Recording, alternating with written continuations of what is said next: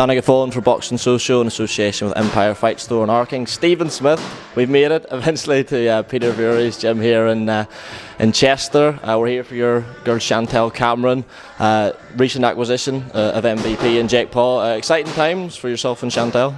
Definitely, mate. Definitely. I think it's massive for women's boxing, but not only that for boxing. It's a huge event. MVP have really got behind it. They put the money into it, and I think it's going to be a great night. What do you think of what Jake and MVP are doing? Obviously, Jake's a divisive figure in boxing, but I think one thing that even as detractors do give him credit for is the platform and the opportunity he's given these girls. And from your experience and time in boxing, what do you make of what he's doing in the sport? I think it's unbelievable. As I say, listen, there's times in the past he mentions Anthony Joshua. It's all over the world. It's on every news outlet. When he speaks, people listen. You know what I mean? And he's saying that he's put his energy into women's boxing, and he's been signing up all the top fighters, and he's getting them under the one umbrella, which will be exciting for the sport, because all the big fights will happen. He can make them all happen because he's backing them all, and it's only going to be positive things going forward.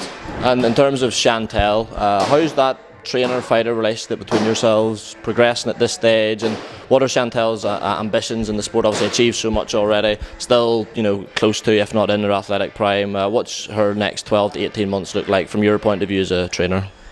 Yeah, do you know what? It's been a good positive experience for myself, because I know Chantel and how good she is and how good she has been and how good she can be. She's done everything in the sport. She's got every belt in boxing in her house, which is a great achievement in itself. But the fact that she's still hungry, still turning up to the gym every day and putting in the effort, I'm seeing her put in. It's an absolute pleasure for me, and it's a privilege, because she's very driven, and she wants one thing. She wants her belts back, and that's the first stop for her. And she's got goals and boxes to tick, and I just want to help her do that and help her achieve. Just elsewhere with your stable, Swifty, Kevin and Jarko, pretty impressive performance on late notice against Ryan Kelly last time out in Sheffield. Talk was that it was going to be himself versus Ish Davis next. Anything you can tell us in that fight? No, just the same thing. Basically, we took that on a week's notice. Ishmael unfortunately pulled out injured. He was meant to be fighting Ryan, and when he stepped out, we said we'd step in, and we win. We get Ishmael next. So that was always the plan. As far as I know, that's still the plan. But I've just seen recently Ishmael's been ordered for the British, to challenge for the British. So if that goes ahead, I don't know where that leaves Kevin. But as far as I know and as far as I'm aware, he'll still fight the same date. He's looking to fight in Belfast in a few months' time, so we're hoping it's Ishmael Davis in the other corner. If it's not, whoever it is, we'll prepare for it, and we'll make sure it's another impressive performance from Kevin. How do you think Kevin's progressing under yourself? Obviously put in that performance against Ryan Kelly, always been regarded as a fighter with extreme talent. Do you think with that link up and maybe having a more settled home, you're going to see the best Kevin and Jarko over the next year or so? Yeah, definitely. Listen, I'm working closely with him now in the gym, and what I see, people haven't seen haven't scratched the surface yet. He's got bags of ability. He needs the right fight to show it in. I think we've seen glimpses in the Ryan Kelly fight. There's parts in it where he shows what he can do, but what I'm seeing in the gym, I know what he's capable of, and I know he can go on and he can prove a point to a lot of people who've sort of maybe not written him off, but maybe don't see what's there. Do you know what I mean? The potential's huge, and he's just got to go out and show it now. We're at that time. He's 17-0 in a middleweight division, so light middleweight division. So he's sort of it's go time. Do you know what I mean? There's no holding back with him now. I'd take any fight for him, because I believe in him, and I know when you look at the names that are in and around the division, he should be there and hereabouts, because he's as good as any of them. Stephen, while I've got you, I want to talk to you about a fight that's got people very excited, or a potential fight, and that's one between your brother Callum and David Benavidez. There's been talks and reports of negotiations particularly reaching an advanced stage. I think I saw something from Samson Lekowitz, David Benavidez's manager / promoter, I'm not really sure, but that the fight was being earmarked for the end of this year. Just anything you can tell us about a potential fight between Benavidez and Callum? It's a fight that people would be really looking forward to. Yeah, I was in the gym this morning with Callum. He's in the gym. He's sort of he's taking over. He's hoping it comes off, or something comes off. But no, nothing concrete yet. But there has been talks, and it's a fight Callum relishes. He's always rated Benavidez. He's one of the fighters on his list that he rates, that he'd love to share the ring with. And I think it's a massive fight in boxing, because it's two big names, and we're seeing a lot more of these fights happening now. And fingers crossed, the offers go well, and they both aim what they should out of it, and the fight goes ahead.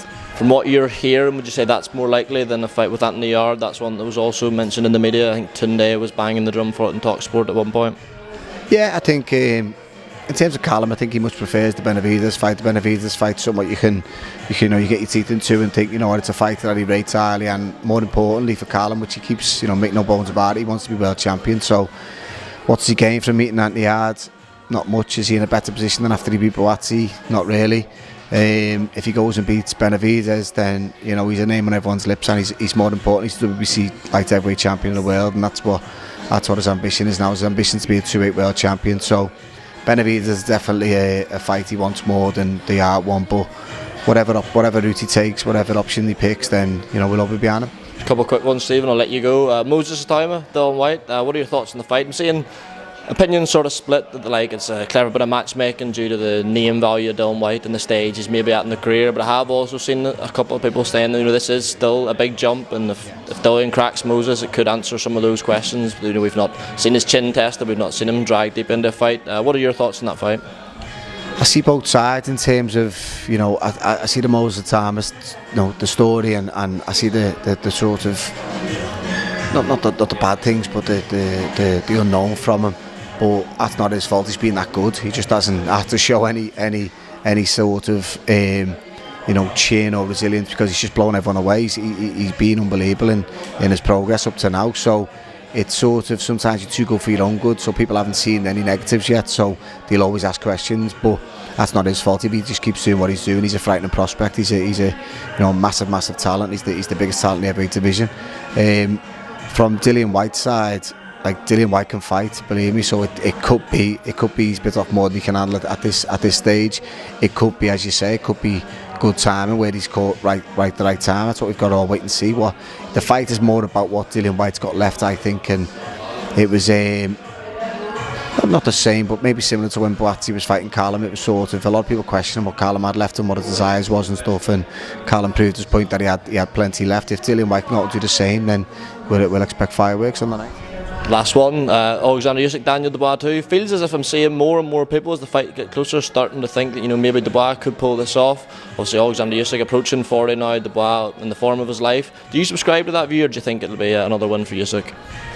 No, listen, I think heavyweight boxing is what it is. Everyone knows heavyweight boxing. It's a good big man can beat anyone type of thing. He's definitely in with a shout, Dubois, and he had periods of success in the last fight, but in my opinion, Usyk's the man to beat. He's the best, and if I had to put my money on anyone, I'd always put it on him. I'd always back him. He's a generational great, in my opinion. He's just one of them fighters where he finds a way to win, and he's just got that know-how. He's got a really good skill set. So if Usyk turns up and performs the way he can do, I think he's a big favourite in my opinion. But by no means would I write Daniel Dubois off in the heavyweight division. I think he could definitely land.